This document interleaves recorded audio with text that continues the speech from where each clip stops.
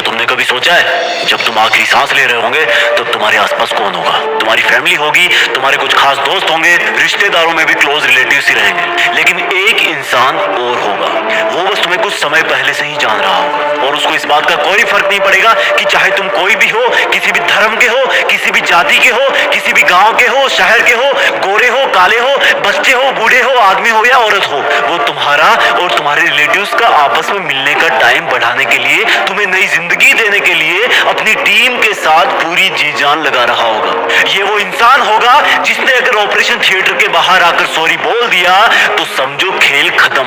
ले सकते हो ये जिम्मेदारी, बन सकते हो इस तरह का एक बहादुर डॉक्टर जो कि अभी अभी ऑपरेशन थिएटर से निकला है, जिसको इंफॉर्मेशन मिली है कि इमरजेंसी है। एक डॉक्टर के लिए इमरजेंसी वर्ड काफी है, उसके लिए इमरजेंसी का मतलब सिर्फ और सिर्फ किसी की लाइफ है। एक इंसान अपने आप को कितने विश्वास से सौंप देता है खुद को डॉक्टर के सामने, सब चीजें कबूल कर लेता है क्योंकि मरीज जानता है कि डॉक्टर को नहीं बताऊंगा तो किसको बताऊंगा। और ये विश्वास आता है तुम्हारे नॉलेज से, तुम्हारे प्रोफेशन से, और ये दोनों आते हैं सिर्फ और सिर्फ डेडिकेशन से। डेडिकेशन के लिए सैक्रिफाइस करना पड़ता है, पढ़ाई करना पड़ता है, सीखना पड़ता है। ये तुम्हारी एमबीबीएस के लिए एंट्रेंस एग्जाम तो एक छोटी सी परीक्षा है जो सिर्फ और सिर्फ तुमसे पढ़ाई मांग रही है। जब असल में तुम डॉक्टर बन जाओगे तब हो सकता है तुम्हारी फैमिली में किसी का बर्थडे केक पोस्टपोन करना पड़े, क्योंकि हो सकता है उस वक्त कोई इमरजेंसी आ जाए।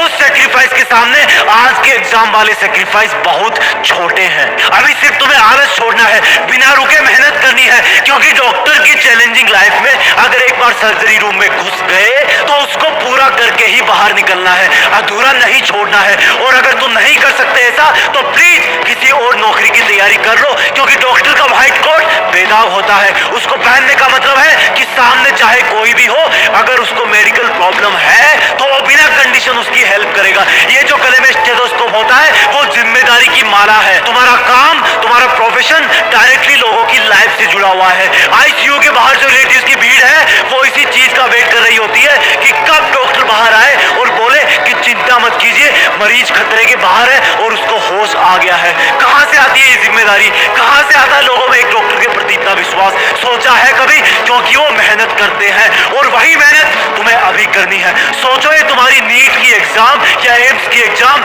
एक इमरजेंसी है। अब तुम क्या करोगे? डॉक्टर होना चैलेंज स्वीकार करो, अपनी टीम बनाओ और तुम्हारी टीम में तुमको मिलाकर सिर्फ 3 लोग हैं। पहले तुम, दूसरी तुम्हारी प्लानिंग, तीसरा तुम्हारा हार्डवर्क। तुम्हारा स्टेथोस्कोप है तुम्हारा दिमाग जो हमेशा तुम्हारी मंजिल पाने के लिए बेताब धड़कनों की बात सुनता है और उसके हिसाब से तुम्हारी बॉडी को मेहनत करने के लिए ऑर्डर करता है। और जब तुम इस एग्जाम की इमरजेंसी से लड़ रहे हो उस वक्त अपने इस ऑपरेशन थिएटर रूपी स्टडी रूम के बाहर की वार्निंग लाइट जला देना, ताकि तुम्हें मेहनत करने से कोई डिस्टर्ब ना कर सके, यहाँ तक कि तुम्हारी गंदी आदतें भी नहीं। और जी जान से किताब की हर एक लाइन पढ़ना, क्योंकि तुम्हें क्या पता कौन सा केमिकल फॉर्मूला किसी की जिंदगी बचा दे। और इस एग्जाम की इमरजेंसी में जो ब्लड चाहिए उसका ब्लड ग्रुप जे होना चाहिए, यानी कि जोश। जब तक तुम इस एग्जाम को क्रैक ना कर लो तब तक शरीर में जे ग्रुप वाला खून दौड़ते रहना चाहिए।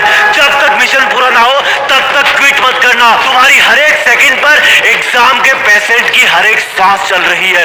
इस तरह से तुम डेली मेहनत करना, पढ़ाई को एक इमरजेंसी की तरह लेना। और सुनो, डॉक्टर बन रहे हो ना तुम, तो कभी भी चीजों में डिले मत करो, आलस को लात मारो। यकीन मानो मेरा, तुम्हारा ऑपरेशन सक्सेसफुल हो जाएगा। बड़े होकर एक नेक और काबिल डॉक्टर बनना, क्योंकि दुनिया में ऐसा ट्रस्ट बहुत कम जगह को देखने को मिलता है जैसा मरीज और डॉक्टर का होता है। मरीज बिना कोई सेकंड थॉट लाए वो सब करता है जो डॉक्टर कहता है। वही डॉक्टर अपनी मेहनत और लगन से, अपने ज्ञान से और सर्जिकल इंस्ट्रूमेंट से बहुत बड़े बड़े काम कर जाता है।